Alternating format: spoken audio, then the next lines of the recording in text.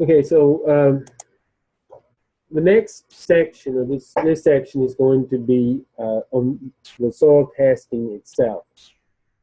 And we're going to talk about taking samples, filling out the paperwork, and getting the results. But this video, back up a step. This video, for some reason, wants to start automatically. This is a short video that UT did about the lab where your soil test results will be sent. They show you a little bit about the process and what's involved and what they do with the samples when they arrive in Nashville to be tested. And the volume's a little better on this one, so it may actually be loud compared to the last one. So let's start.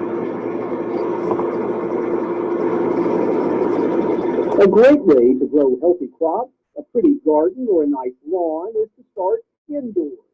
This is UT Extension's Soil, Plant, and Pest Center at the Ellington Ag Center in Nashville, where little pieces of Tennessee come for analysis. These are soil samples that we've received from the post office today. On a spring day, Debbie Joins will get 800 soil samples, some from big row crop and pasture farmers, but also homeowners.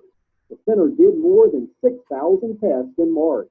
You really don't know what you need until you do a soil analysis. You can't tell by listening. Soil tests can be done any month of the year, but spring is always a good time to see what you've got to work with for the growing season.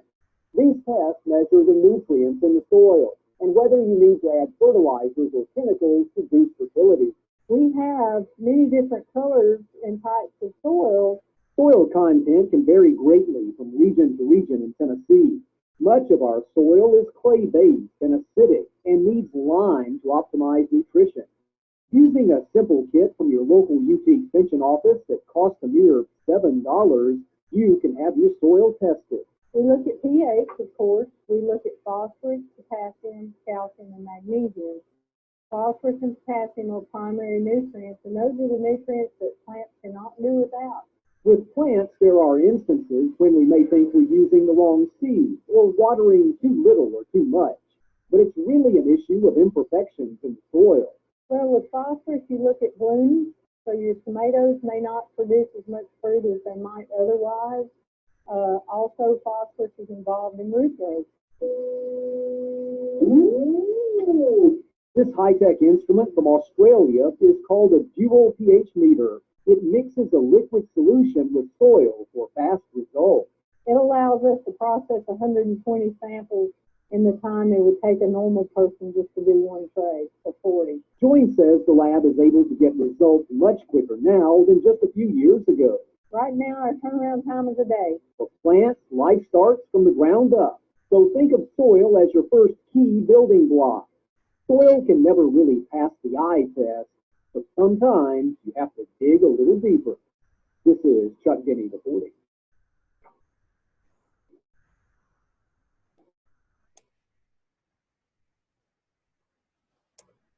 The lab's an interesting place to visit, and if you get a chance to go and see what they're doing, it is interesting. It's not a very big place, but they do quite a bit with the samples that come in, and it's important, as they noted in the video, to have a test because it tells you the best rate of fertilizer application for the crop.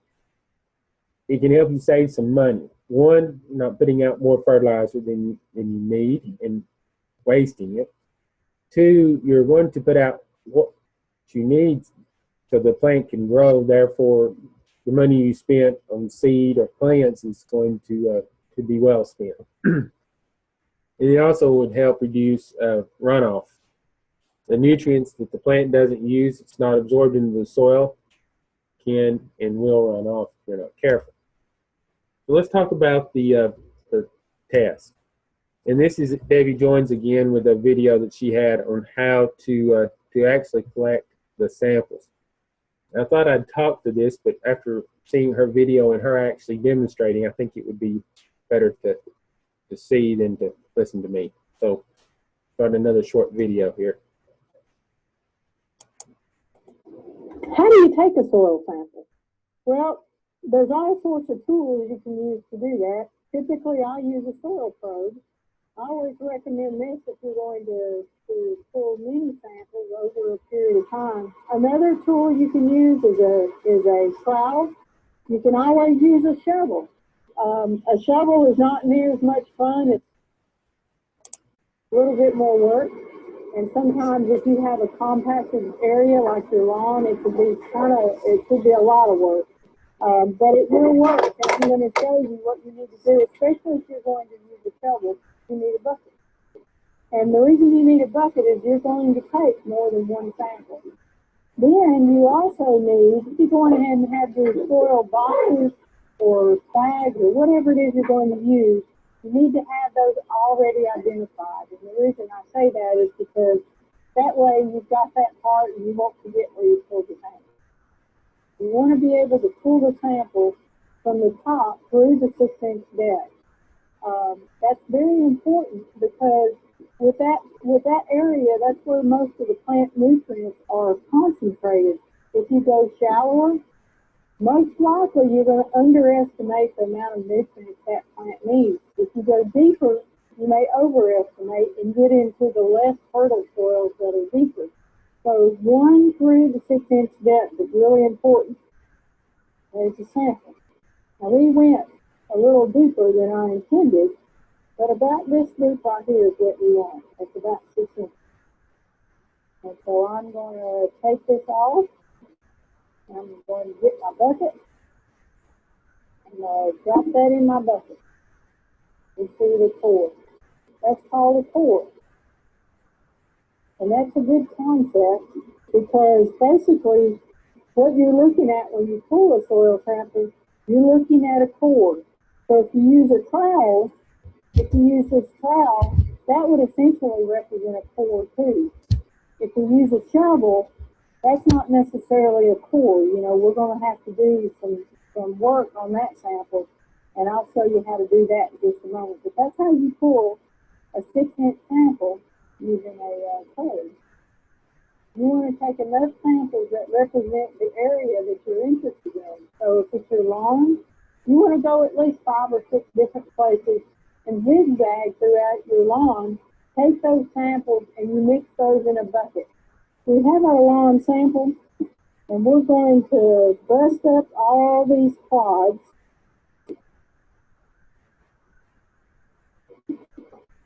So we can mix them up. So if you pull samples and they're too wet to do this, just put the cores out on a paper plate overnight, and then the next day they'll be dry enough to pulverize. If you want to do this to the core so you can thoroughly mix the sample, we're going to mix the sample again when it comes to the lab. But you can see there now, it's very mixed. I have already identified with my name and address, and this is my front lawn. And I'm going to put the soil in. Fill up this box. And like I explained earlier, pulling the sample with a shovel is a little bit more work, but it can be done. The key is it's 6 inches deep, so it's very critical. And I'm going to estimate here that 6 inches is about right here, about to that blue spot. And that's how deep we're going to go. So this spot is filled a little bit, so it may make our job a little easier. So we're going about 6 inches. This is my sample. And so basically what we're going to do is we don't want to get more of the soil from the edge than we do in the middle. So basically we're going to score this mound kind of right in the middle and pick out these sides, like so. So essentially we've got a core. So I'm going to lift, and this is from the top through the 6-inch step that kind of fell down right there. So we're just going to take this middle part here and make that our sample. Now, when you're sampling with a shovel, you'll end up with more soil. And it's a little bit more work, but it can be done. Typically, if I don't have a probe, I tend to prefer a trowel just because it's not as big as a shovel. But the same difference, you take a lot of samples, you mix those together, and then crumble up those pods.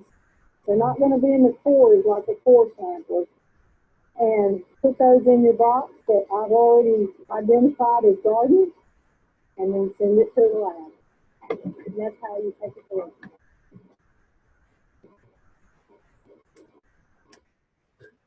Okay, so she reviewed how to take a soil sample, and part of this process for us to do this series is to learn, some new things, including how to make these videos work properly. And this one did just great with sound, and the last one wasn't. So I got to figure out what I'm doing. But she said take 5 or 6. We usually recommend 6 to 8, or I do anyway. Random samples from a lawn or garden area. Just zigzag around randomly. Take your samples. She said to just to select that area. Now, something to think about when you're selecting that area is if you have a problem area, an area that doesn't do as well, or that you know is at an issue, or in your garden that you're managing differently, like the section with blueberries, or you have acid-loving shrubs such as azaleas, asparagus beds, so they're going to be managed a little differently than the rest of the garden or lawn. So you may want to sample those areas separately from the rest of your lawn and garden. So, you had a question? Asparagus, what's different about that? Well, it's not necessarily that it lacks any acid or it's just the way it's fertilized and when and how much. And it's a separate code on the crop code. And it's just the when. Your corn and your potatoes and all that's in the rows, they're going to be managed as such. So it's just a little different in timing, Remember to go down 6 inches. Now the reason why she took the center out of that shovel sample for a core is because you want that full 6-inch profile. If you leave that whole shovel full, you're getting more of the top 2 or 3 inches than you are the 6 down to the 6 inches. So you're not getting the best sample. If you've got and there's a difference between shovels and spades, and I don't know, but if you've got a shovel like the one in the picture, which is fairly straight, and your profile, your core is going to be even in size, it would work as well or better than a round pointed shovel. Because you want that section all the way down to 6 inches and not a lot of the extra soil from the top layers. Remember, get several subsamples and mix them together, dry, but they don't recommend heat, and then collect your composite sample. Fill the box and send it to them. Now, you've got several ways of paying for soil samples: a check, money order, or a credit card. And if you go to the credit card, there is a UT store that you can go to. And I did not follow this all the way through because I didn't want to pay for a soil test. But on their web page, there is a link to pay with credit card, and you just simply go through the steps and pick what you want. And when you add it to the card, the price and quantity, all that will be adjusted, and there's some questions that ask you so that they can match your samples with what you're sending. And it would be a method that some of you might be interested in using. So there is a method of paying by credit card. And the online marketplace is linked from their site. When you pay with a check, they like for you to put in the memo line the sample names that you're paying for. So when it asks for the sample ID on the box and on the form, put it on the memo line of the check. In fact, they're recommending that you put that on the envelope or the box. List the samples that's in that box. It can help them start matching up the paperwork with the samples. Because you have a way of emailing paperwork, paying with credit card, and mailing through UPS, U.S. Postal Service. So there's 3 different ways you can submit things to the lab, and this will help them match everything together. Let's take a look at the forms. The information sheet is pretty straightforward. If you go to their website, you can download a sheet, and it's an interactive PDF, which means you can type the information into the PDF. So you can put your name, county, and which county can be important, because if I ever call and say I'm missing a sample or I'm looking for somebody's samples and they know I'm from Sequatchie County, they're going to go through the sort by Sequatchie County. Dates that you're sending the sample, your mailing address, all this information is important. If you paid online with a credit card, or we have accounts, some of the counties have accounts with them, or some of our bigger producers have accounts, the account number or your e-marketplace order number, so the information you get from paying with a credit card, goes on the box as well, so they can match. You need to name your sample in a way, there's up to 6 digits on the box, so a 6-digit sample ID to help you remember where you pulled it from. Lawn, front, back, garden, blueberries, something that you can use to identify your sample. And make a note of it. Keep a copy of this sheet and with notes so that you can remember exactly where you took your sample. You have up to 4 crop codes, which we'll talk about in just a minute. So you can collect one sample and ask for several different things from that one sample. Then you can decide on what test you want run. The basic or the basic plus are the 2 would be recommended. I would not worry about the basic plus, the $15 one, unless you know you're having a micronutrient problem. So don't spend a lot of money on something if you're not going to need it. This is still $7. It is still $7. That has been being discussed, but We talked about that before. right now it is still $7.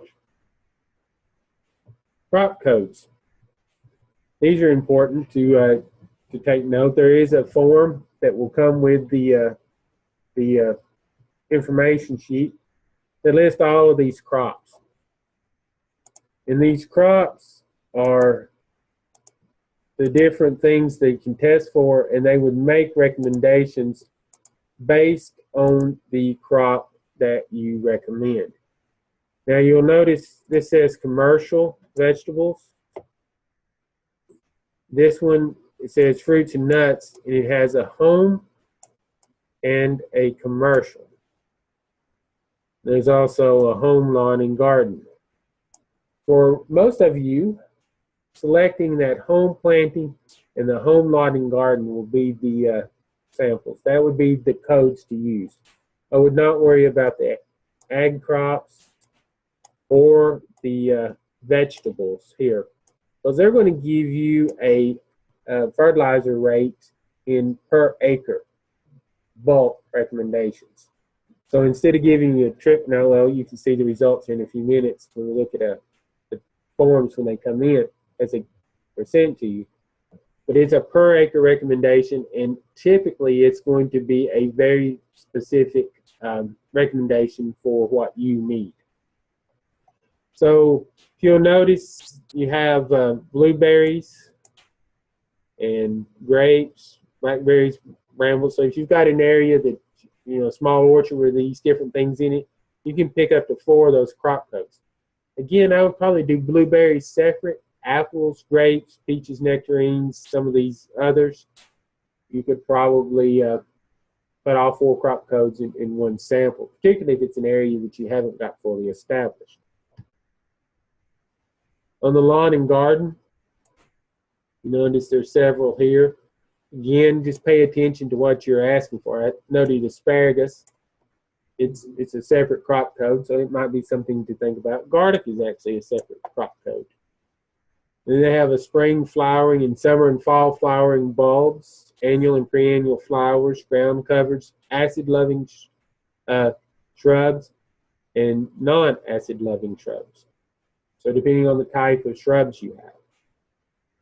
And make sure when you select that you are picking the best codes for you. So if you've got a fescue lawn, then you will need an L. If it's Bermuda grass or zoysia, it's to be LB.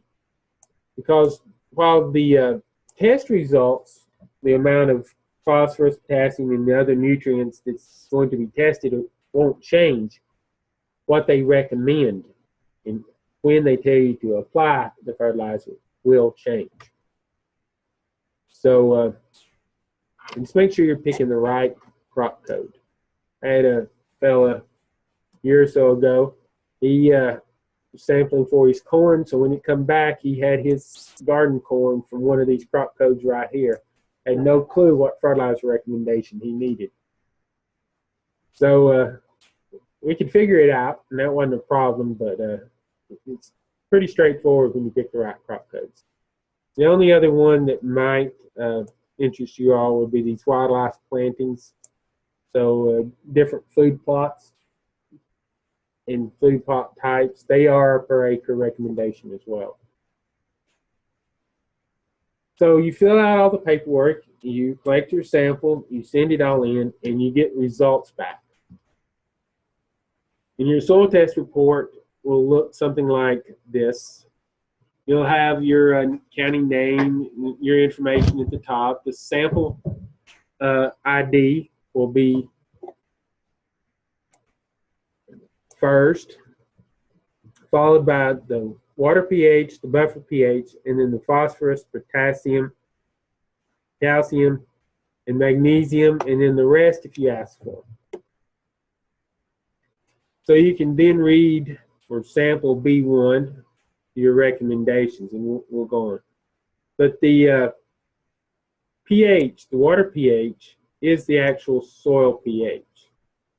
They give you the buffer pH only if a lime recommendation is needed.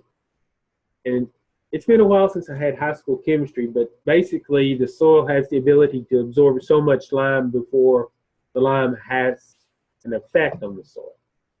And this buffer pH gives them an indication of how much lime is needed to start the reaction so that the soil pH will change. These numbers for phosphorus, potassium, calcium, magnesium, and so on, these numbers are pounds per acre. They're pretty straightforward numbers. Then you have the letters for phosphorus and potassium, which tells you if it's low, medium, high, or very high. And then for the other micronutrients, it'll either have an S or a D, sufficient or deficient. So it's pretty straightforward reading once you figure out what it means. I've seen soil tests that come from some private labs that can be a lot more complicated than this. But these are just some straight numbers. The only thing that really doesn't matter for your purposes that's on this is that buffer pH. And if you have a lime recommendation and you're trying to change the pH in the soil, or you decide that the crop that you had wasn't what you wanted to grow and needed to make some adjustments to the lime recommendation, JC and I can take the buffer pH, the water pH, and have charts that we can do some figuring to help you adjust lime recommendations for your soil. And for crops, it comes back looking like this. This one happens to be Bermuda grass hay. And if you'll notice the recommendation, there's 120 to 400 pounds of nitrogen, 40 to 80 phosphorus, and 40 to 80 pounds of potassium. And that would be the kind of recommendation you get if you put a agricultural crop or agronomy, one of the ag crops. That's not going to be very helpful to you as a gardener. So that's why it'd be a good idea to pick the right coat, to make sure you've got the right coats. It also tells you the lime recommendation in tons per acre. And the lawn and garden will give it per 1,000 square feet. So it makes it a little easier for you to read. Now this at the bottom, sample C1 is a garden sample. pH is 65, so there is no water. Water pH is fine, so there is no buffer value, because no lime is going to be recommended. Phosphorus is medium, potassium is low, and the other two are sufficient. So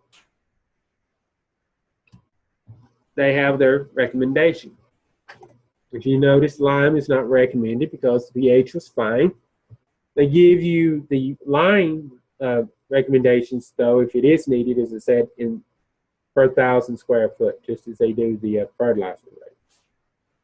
And then they give you a very straightforward series of steps. Broadcast 25 pounds of 6-12-12 per 1,000 square feet before planting. This is a broad across the whole garden.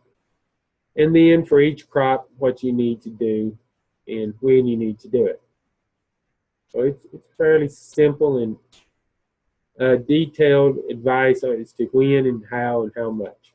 One thing I did note about this recommendation, it's a little dated, 1.5 pounds of ammonium nitrate per 100 foot of row. I doubt if you'll find ammonium nitrate. They'll have their recommendations adjusted for the nitrogen sources that you do have. So it's pretty straightforward on reading the results. This one is a soil test for blueberries, and this is what the results will look like, because you're wanting to lower the pH rather than increase the pH. So lime is definitely not recommended. You'll notice the pH is 6.8. And it says in this paragraph down here, second paragraph, soil pH should be between a range of 4.8 and 5.5. So we have a perfect garden spot and a terrible place to put blueberries for this soil test. And that's why I've been working so hard to get my blueberries planted. So he tells you how much sulfur per 100 square feet to apply in the math in that description. So you may have to have a calculator handy, but it's pretty straightforward, as we'll note here in just a minute. But it'll also tell you the establishment rates here, the elemental sulfur before they're planting, and it says that for maintenance apply the following per 100 square feet, and gives me a fertilizer recommendation of 15-15 and then how to maintain the soil pH at or around 5. So I think if you collect a good sample and get the paperwork filled out right, know what crops you're going to grow in the area you're sampling, and get the right crop codes for it, you'll have exactly what you need to make a lime and fertilizer application on the garden spot. So as I noted, if you select the home plantings, you'll get your rates calculated and be ready for you. And the recommendations that will be given to you will be in a fertilizer that is a fairly common source, such as 6-12-12, 12-24-24, 15-15, 15-19. And the thing to keep in mind is the numbers on the bag are basically a percentage of NPK that will be in the bag. So 19 has 19 pounds per 100 pounds of material, or about 9.5 pounds of NPK per 50-pound bag. So if you go to the store and the recommendation said you need to put out a pound of triple 19, and all they got at the store is triple 15, then all you got to do is stop and think for just a minute. Okay, triple 15 has 15 pounds per 100 pounds of each, and I want 19. So I'm going to have to add a little bit more triple 15 to the area. And you all can think about that for just a minute, but the math ought to be fairly straightforward. So it's what, about 10%, a little less than 10% more. So you want about a pound and then pound and a quarter. It's not going to be a whole lot of difference, but you can do the math. If the recommendation was in 12-24-24 and what they had at the store was 6-12-12, that was pretty easy. It's half. So, you know, if you buy 6-12-12, you're getting half of a 12-24-24. So you just, you know, get twice as much fertilizer. What's the remainder of the bag? You got 19, 19, and 19%. Okay, so you got 19% nitrogen. That's the first number. 19% phosphorus and 19% potassium. So the rest of the bag is inert ingredients that is the carriers for these materials. And they often use pelleted lime as a filler. So there's some fillers in there as well. Basically, we've accounted for 57% of that bag. So there's going to be some inert ingredients and sometimes pelleted lime, depending on what they're mixing. But there's going to be other materials. Is potash the same as potassium? Is it one other place they call it potash? Potash and potassium. Yeah. It's a K2. It's K2O is the chemical formula and of the material, and that's referred to as potash. You know, when you think about it, the nitrogen is usually going to be either in the form of ammonium nitrate or potassium nitrate, calcium nitrate, or urea. They have other chemicals and elements in that as well. It is phosphorus is the P2O and K2 and potash K2O. So there's other elements in there as well that's going to be. So the phosphorus and potassium phosphorus and potassium come from rock. Excuse me, in their mind. So those ores are not pure either. So there's going to be some inert materials.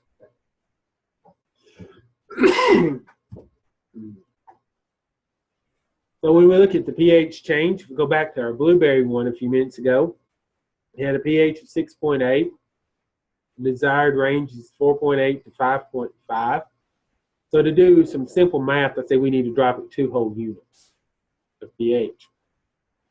And when you read the recommendation, it said to have 2/10 of a pound of sulfur, elemental sulfur, for each of the 0.1 point of change, or 0.1 unit of change per 100 square feet. So when you do some math, 6.8 minus 4.8 is 2. There are 20 units of pH that need to be changed. 2 times 0.2 is 4. 4 pounds of sulfur per 1,000 square feet. Go back and read your recommendations. If it says if it needs more than 3 pounds of sulfur per 1,000 square feet, split the application. Put it down till it ends, give it some time, and it tells you how long. Come back and add the rest. So you need to split that application if it's more than 3 pounds. So a little math and a little thinking about what you have, you can make some adjustments for your fertilizer material and what you have available to you that may not be a standard fertilizer type. And you'll be able to put down the fertilizer that you need. So any questions at this point?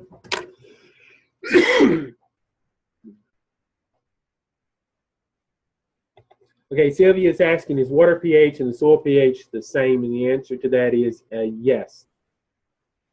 The water pH, and it has called water pH because of the method that they use to extract the soil and take the pH.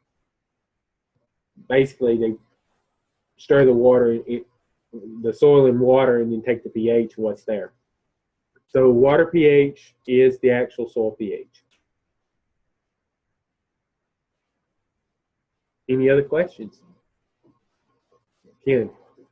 I know that Dr. Lockwood in one of the fruit programs was talking about before you started your crop, the very best thing to do was to do the soil. Right. And he talked about doing something like 2 foot deep or something. That was very deep, I thought. Okay, so Ken said before you even plant a crop, the thing to do would be to do a soil test. And that's right. If you're establishing something, then having the area tested before you even begin would be important. Now, Ken also said Dr. Lockwood suggested going down a couple of feet. That's in an orchard. In an orchard, yes. So you're talking about trees with feeder roots going deeper than a garden That crop. is indeed what you're talking about. So with orchards, if you're looking to put in a big orchard, we may very well take the test deeper than 6 inches. Lawns and gardens, 6 inches will more than suffice. And once you have an established orchard, your depth can only, don't need to be any more than 6 inches. We can move this out of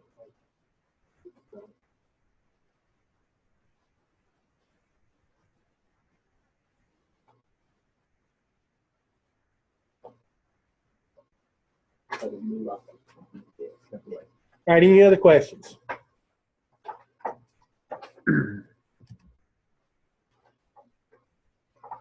Okay, so we're going to talk a little more about the material that you're going to be putting down. We've got the soil test, we've got the results, we know what we need to put down. So what is it that we put down and how? The pH is going to probably be the most critical thing to think about. And if you are going to have to decide between putting down some fertilizer or putting down lime would be the most cost-effective thing you can do to change the soil's fertility. Soils that are greater than 7 or alkaline soils are referred to as sweet soils by some. If they are below 7, they're in the acidic range and are often referred to as being sour. And nutrient availability can be and is directly affected by pH. So we've seen this chart before and I use it quite frequently. But if you'll notice, between about 5.5 to about 6.5, the bands for nitrogen, phosphorus, potassium, sulfur, calcium, magnesium, iron, manganese, boron, and copper and molybdenum are all about as wide as they're going to get. And they start narrowing down after you get into the alkaline, above 7, 7.5. What's not on this chart is aluminum, which is down below 5.5, becomes quite wide band because it becomes quite available. So it becomes toxic when the pH is not right. So some of these nutrients actually become too available when the pH is not right. So that 5.5 to 6.5 range is what we're aiming for. And that's when the nutrients are, for the most part, available. Not all of them perfect, but the majority of them. And we've reduced the toxicity of many of the problem elements. So it reduces the amount of aluminum and manganese that is soluble and so they're not toxic levels. And as the pH increases, the availability of these two really start to decrease. So adjusting the pH varies depending on the source of lime that you're using to adjust the soil pH. So the type of lime that you're going to be adding, as well as the source of the sulfur or the iron sulfate or the aluminum sulfate that you're going to be using to adjust the soil in the other direction. So pay attention to what the material is in the source. Elemental sulfur is pretty much going to be elemental sulfur. There's, not any way around that. But the lime sources can vary depending upon how they're treated, size of the granulars, and several other factors. We'll talk a little more about that in a minute. So no more than 50 pounds per 1,000 square foot of lime is recommended. That comes to our max recommendation in a per acre setting as well. And for sulfur to increase acidity, 2 pounds per 1,000 square feet is the rate for 0.1 unit of change, which we covered just a few minutes ago. But again, you don't want to exceed that 3 pounds per 100 square feet or 30 pounds per 1,000 in one application. So we talked a little bit about what these numbers mean. The 10, 10, 10 here is the available nitrogen, phosphorus, and potash or potassium that is in the fertilizer. And these may come from a variety of sources. The nitrogen can be urea or ammonium nitrate. It could also be from a couple of other potassium nitrate or calcium nitrate. They have triple superphosphate, which is typically the available phosphate, and then the muriate of potash is the source for the potassium in most fertilizer bags. And our recommendations are made based on those standard ingredients: urea, ammonium nitrate, triple superphosphate, and muriate of potash. So, if you're buying a typical bag of fertilizer, you're going to be able to use our recommendations and do well. There's a lot of ways in which you can put the fertilizer down. Broadcast it, band application where the spreader drops it straight down in a strip between the wheels. Fertilizing only the planted areas such as side dressing or in the row as you plant. And then foliar feeding. So the gravity flow type drop spreaders where you just open the door at the bottom of the spreader, it falls out, and you put down the strip, works fairly well.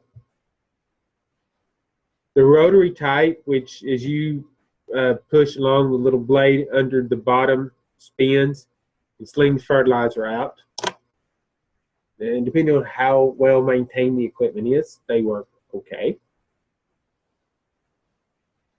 Or you can just take it out of the bag in your hand and toss it, which doesn't work well at all because it's nothing calibrated about that particular method. But there is some different ways. A hand application, if you had already pre-measured the amount you need to add to a row, and you were going to put it in the row, taking your hand would be a fairly easy way to do it. When you spread fertilizer, particularly over a large area, try to spread as uniformly as possible and calibrate your equipment so that you are applying the recommended amount. And crisscrossing your path, particularly in your lawn or when you're broadcasting on the garden at the start of the season, is a good way to make sure you're getting a nice uniform application. So this technique works really well. You can open up the spreader to the max rate and go one way, and maybe you will line it up perfectly every time. But by cutting your application in half and going over the area twice, crossing your path at a 90-degree angle than the second time than you did the first time, you're going to have a better chance of getting a uniform coverage on the site. And if you don't think you can mess up going one way, not crisscrossing, look at pasture fields sometime this spring and see how well the truck driver did. You'll see swaths where they overlapped too much or missed a whole section. They're getting a lot better with GPS, but still, it can be done. I found a video from Justin Moss. He's the Oklahoma State University turfgrass specialist. I went through all the UT's sites and didn't find the video that explains how to calibrate a rotary spreader. And this is for turfgrass applications. It would work for a garden as well if you're broadcasting over the entire garden. He does a fairly good job of explaining the steps. The only thing in this video that I saw as we went through is whoever helped him edit it did their math wrong in one section. They say they divided when they were supposed to be multiplying. A little minor thing, but it jumped out at me almost immediately.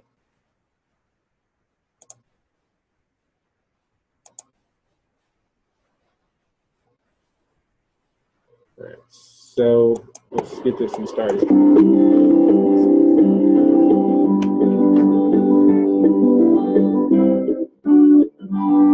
Today we are here in a beautiful cool season tall fescue lawn, and we're going to talk about fertilizing for the fall and also how to calibrate your fertilizer for your lawn.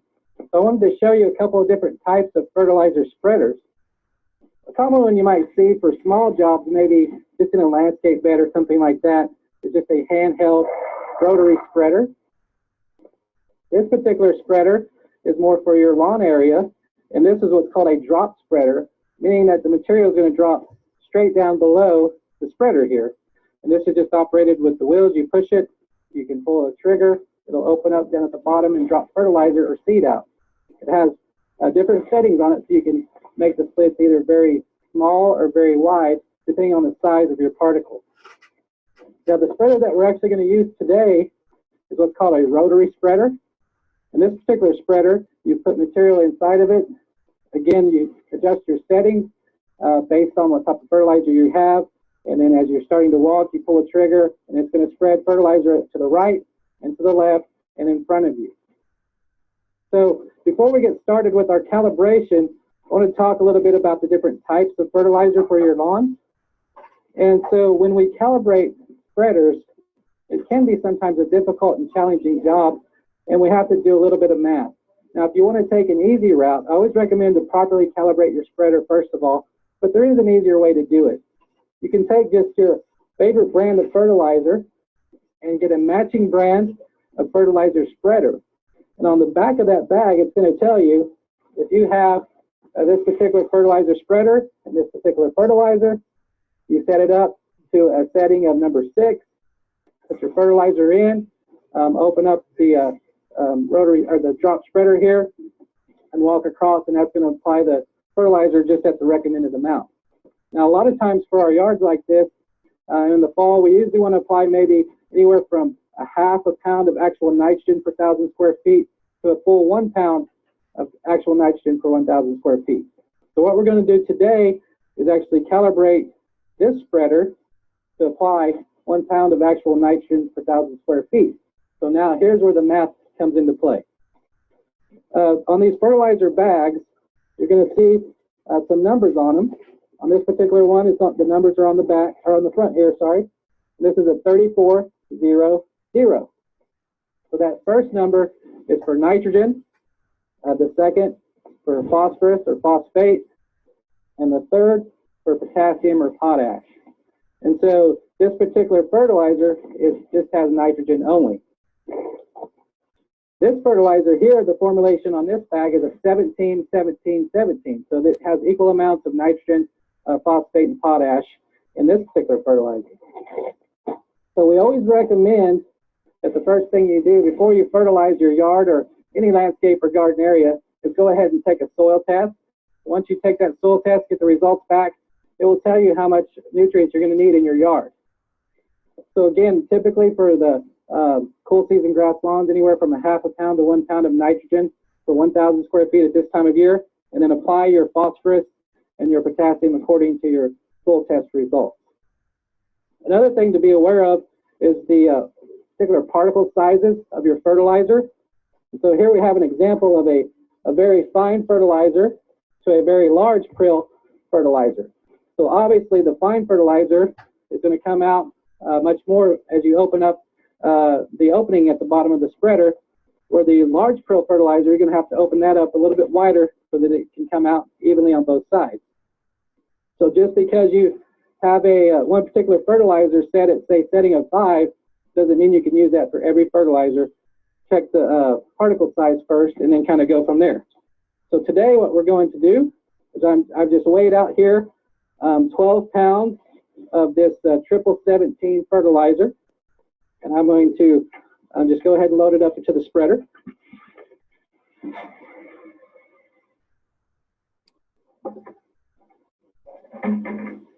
And I've set out a test area here. I've got a couple of flags here, and I've measured out a test run that's 50 feet long. Okay, so I'm trying, my target here is about 1 pound of actual nitrogen per 1,000 square feet. So I can just take that number 1 pound and I can divide it by the percentage of nitrogen in this fertilizer, which is 17%. So I just take 1 divided by 0.17, and I'm going to come out with a number of roughly 6 pounds. So what that tells me is I need to put out 6 pounds of actual fertilizer, and that will apply actually 1 pound of actual nitrogen. So another way you can test your math on that is just take 6, multiply that times 0.17, and it should tell you how much nitrogen you're putting out in the yard. So the next step I want to do is figure out how wide am I actually spreading this fertilizer. So I have a 50-foot long test run, but I also need to know how far is it going to my right and how far is it going to my left. So as I'm walking, I started with 12 pounds. I'm going to go through my test area of 50 feet. I'm going to take note of where it's throwing to the right, where it's throwing to the left. When I'm finished, I'm going to measure that width, and then I'm going to come back and weigh how much fertilizer I have left. And that's going to tell me how much fertilizer I applied over my test area. So we'll go ahead and do that. Another thing to note is when we're spreading fertilizer, we never want to open this when we're standing still. We only open this and close it as we're walking. So I'm going to get the walking first, open it, keep walking to the end, and then close it before I stop walking.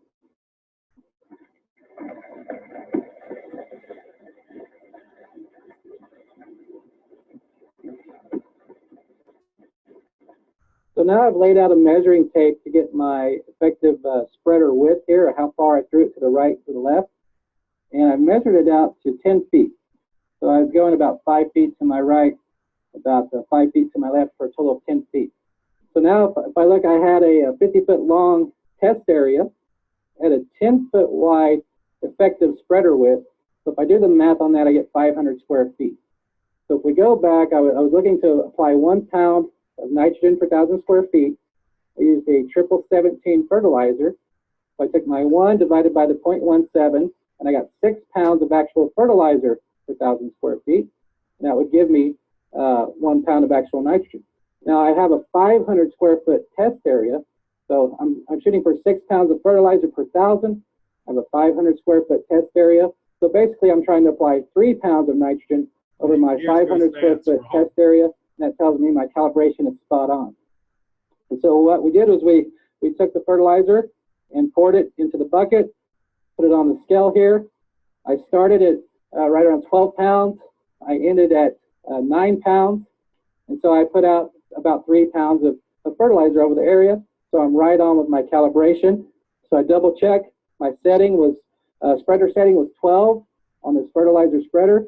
So I know whenever I apply this particular brand, this particular formulation of fertilizer, if I put my spreader to 12, I'm going to put out 1 pound of actual nitrogen per 1,000 square feet.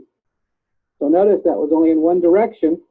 Some people like to maybe be a little bit more careful, and maybe they go 2 directions. In that case, I'd have to recalibrate, where I'm only going to put out half the amount. In other words, I'd put out half a pound of nitrogen, so maybe going north and south, half a pound of nitrogen going east and west across my yard. That helps to ensure more uniform coverage and can avoid errors when you're out there doing that. So hope these tips help you as you're putting down your fall fertilizer applications on your lawn.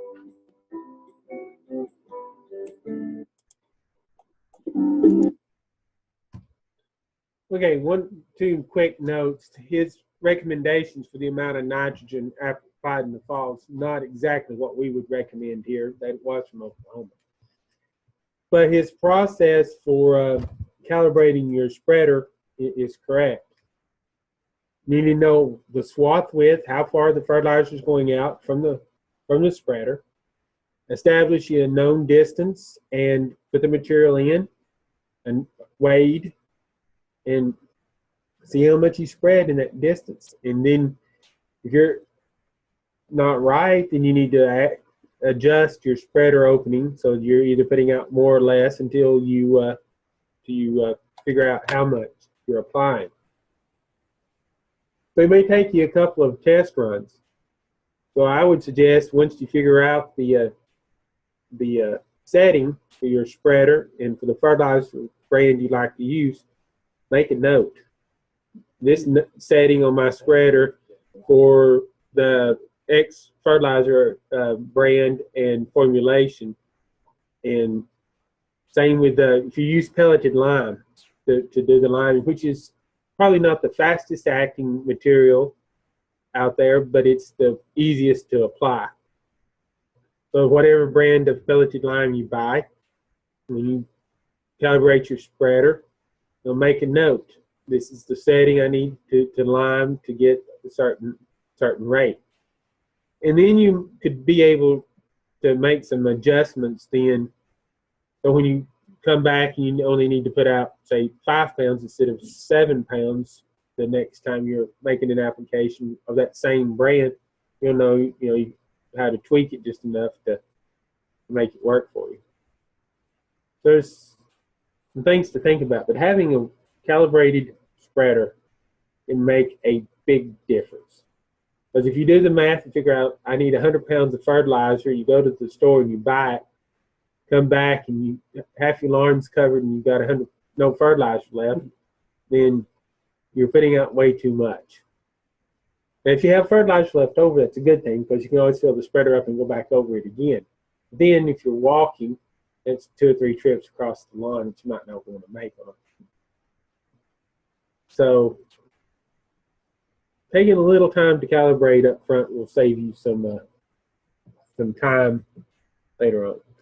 Fertilizers come in a variety of different materials and formulations. A complete fertilizer, which has N, P, and K, has all 3 of the main ingredients, versus an incomplete fertilizer, which may have 1 or 2 of the 3 main nutrients missing. There's special purpose fertilizers that are used for specialty crops or for certain formulations for certain things. Calcium nitrate would be a fertilizer that they might use on tomatoes, because you have a calcium source and a nitrogen source. The slow release fertilizers, the nitrogen in particular, has been coated with a material to keep it from volatilizing. It releases a little slower. And then, of course, there are organic sources of fertilizer. So very quickly, the complete fertilizers, as I said, something like 6, 12, 12, triple 10, triple 12, triple 15, triple 19. Whereas the incomplete fertilizers, ammonium nitrate only has nitrogen. Or the urea 4600, or diammonium phosphate, which is often an ingredient in blended fertilizers as well, 1846, 0. And then a muriate of potash, which is just the potassium. And you might find, particularly in counties with row crops, soybeans, in particular a 0-60-60, which they use on soybeans because soybeans don't need the nitrogen. So you can find a variety of formulations and rates and levels of fertilizer. Just find the one that suits your need for what you're doing. Of course, compost and manures are always really good things to be adding as well, because you're not only getting the nutrients that they may have, but you're also adding organic matter, particularly if you have a sandy soil or a heavy clay soil. So improving structure and drainage, the water holding capacity, as well as providing some of the nutrients that you need. Depending on the crop you're growing, may actually provide the nutrients that you need. So when you're adding these materials, make sure they're well composted, particularly if you're using animal manures, because if they're still fresh, then you could actually burn the plant and do some damage to the plant. So well composted material needs to be used. And most livestock manures will work. Horse, pig, sheep, chicken, mushroom compost, spent hops. There's all kinds of composted pine bark and cottonseed hulls and peat, cottonseed meal, all kinds of different things that are in the organic category. Just be sure that it's well composted. I don't see cow manure. No. Is there an issue? Not really. Cow manure is not listed, but probably should be. Okay. And I probably listed it over pig manure. But I had the catch with all of this is composting. Make sure you have it aged. Pile it somewhere if it's coming fresh, and let it set. There's another reason why these four are listed and cows are not. These four are typically in house in this area, in this part. Unless you're at a dairy farm, most of these are housed. Cows are in pastures. Yeah, So it's easier to collect these than it is the cow manure. the reason I brought that up, someone recently told me we prefer cow manure over horse manure because the cow's stomach processes differently than the horse. Yeah, there is a difference in the digestive system of the cow and sheep, the rumens, as is over the pig and the horse. So there's less likely to be weed seed in the rumen. But well composted, that's not a problem. Okay. Your compost goes through a heat of up to about 160 to 70 degrees, and it'll kill weeds. That 160, I think, is what they recommend you cook meat at. So that's what you want your compost to reach, to kill anything in it that's not good. Green manures. There's still some research being done on whether cover crops and green manure crops are really that economical, particularly on large scale. But for a small scale garden, these can provide you with some soil conditioning opportunities. Good to be adding some nutrients. They also make for some good cover crops in areas which are otherwise not going to be in production. So, you can sow in an area and eventually turn that in after a period of time, about 6 weeks before planting, to allow that material to begin to break down. Alfalfa, some fava beans, red clover, vetch, some of the things that are recommended. Alfalfa might be a little expensive and a little more difficult to grow this far south. But the clovers and the winter vetch and some of those winter peas and beans can work really well. And those are really good nitrogen sources. Buckwheat, rye, mustard, and Italian ryegrass don't fix nitrogen, but they can also have some benefits. And mustard's pretty cheap. nice winter cover for an area that you if you think about it, you till your garden in the fall. If you put down a cover crop, you're going to, one, get the benefit of having some organic matter added and something there to hold the soil during the winter. So there is some benefits to this. The verdict is still out. It's just how much those benefits are as a whole. I'm not going to read this list, but I got asked this a couple of weeks ago at a Warren County Master Gardener class. What is the nitrogen level of some of these, ingredients that we may have for organic sources and for composting purposes? So if you want this, it's available, and I can get you this. So there's all kinds of different things listed there, some of which may not be easily available. It says garbage tankage 1.5, that's basically table scraps. And then the manures, cows, if you notice, cow, hog, and horse are among the highest in moisture content. But your fowls, your birds, turkey, chicken, goose, are some of the highest in nitrogen.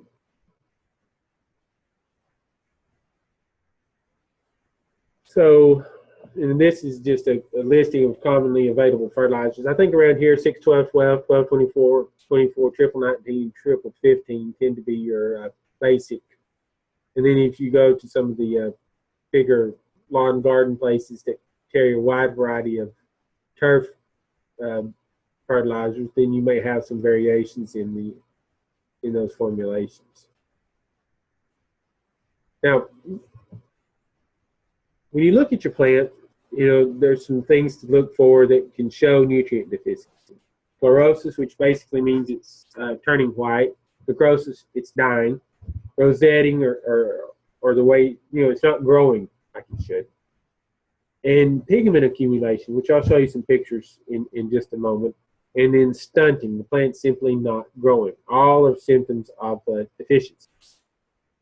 And you can see the pigment changes, the chlorosis, how white it is. And here again, just the change in the color of the leaves. And this one's iron. Let me back off with my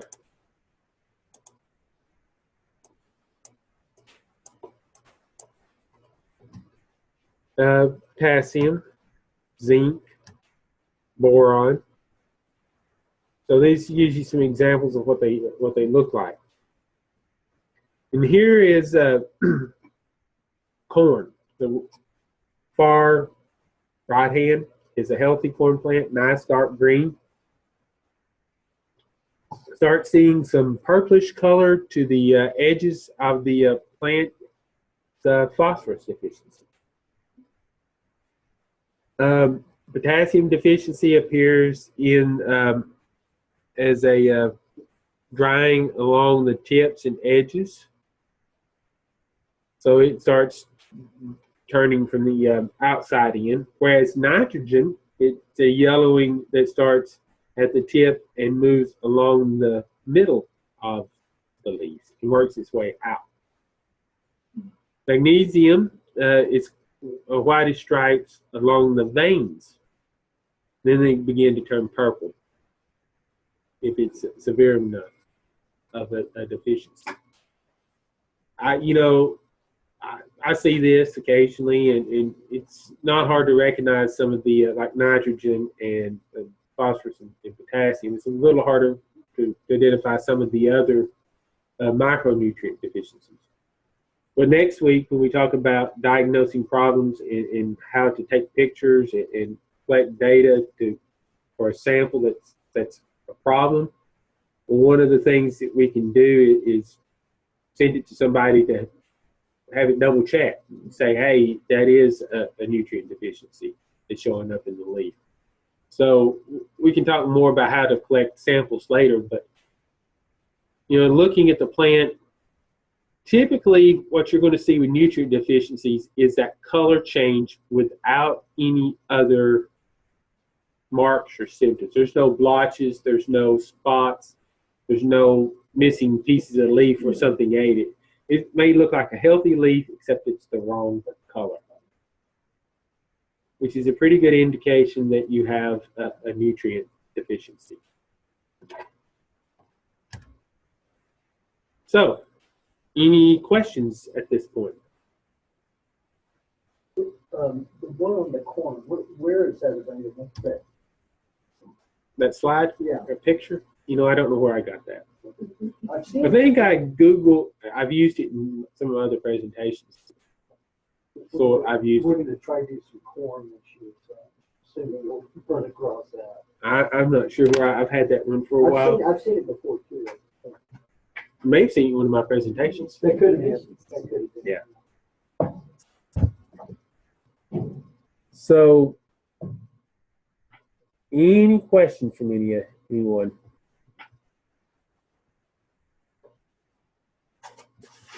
I have one for the group.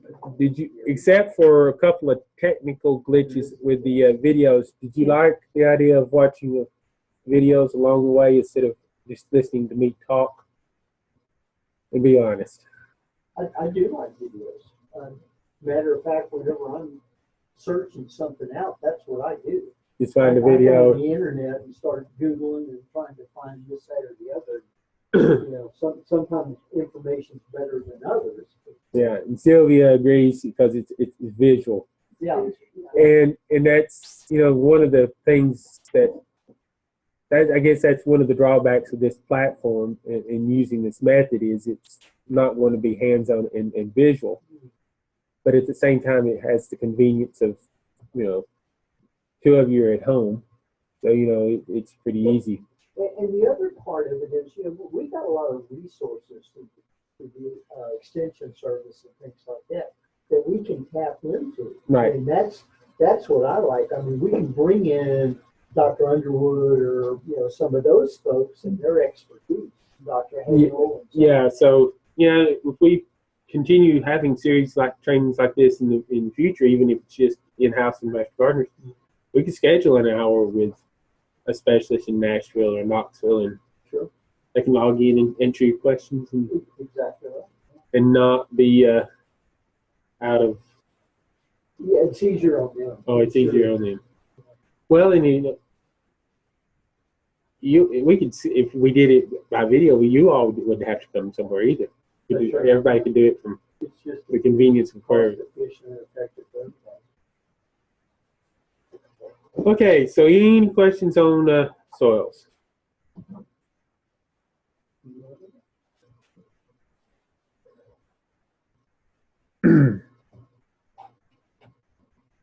All right, JC said the videos were good.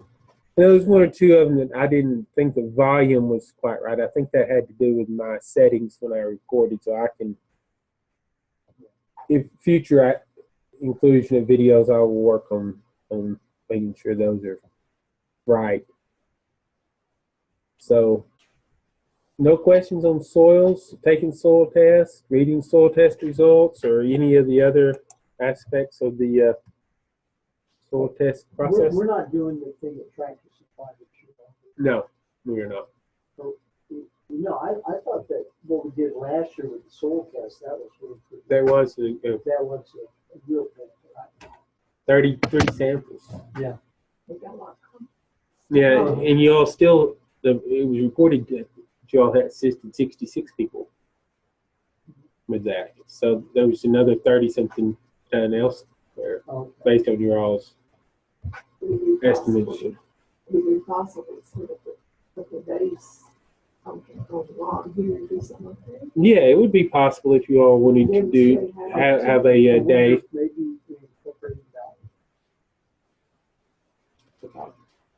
We're already going to be there anyway, so that might be an idea. Okay, for those of you who are at home and may not be able to hear the conversation across the room from me, there last year at the Extension Fair in March, we collected 30-something soil samples from folks that came by, and were assisted with the process of filling out the paperwork. And maybe Valley Fest this year or another day. And if we played our cards right, Ken, instead of maybe just Valley Fest, maybe we could schedule something with JC in Bledsoe County to have a soil test collection day. That's right, because, we did it here last year, so it might be a good idea to try to do it. There's something coming up, isn't there a craft fair or something coming up in Pikeville mid-April? They may be, if there's an event or something, JC, if you're still listening, that would, or just a day that you've got scheduled or could schedule. That's something we can talk about Okay, and discuss. I just think that's. Somebody just, JC's coming online. Can you hear us, JC? I can't hear you yet. Yeah, can you hear me now? Oh, yeah, and then some. I don't know about the craft fair, but I mean, whatever we need to do, I'll be glad to do it. I mean, we can Well, schedule a day. We had 33 folks stop by last March when we set up Tractor Supply. That was kind of spur of the moment idea we had in comparison to the plans for the rest of the event. And we let folks know, and they come by. We helped them with the paperwork, made sure it was packaged right. And I happened to be going to Nashville for a meeting a couple of days later and just packed them up and hauled them. Yeah, I see Sylvia, I think, commented down there. Yeah, 15th and 16th is craft fair in Pikeville. Yeah. And Sylvia, I'll get back to your question. Is it possible to obtain notes from this PowerPoint presentation along with the video?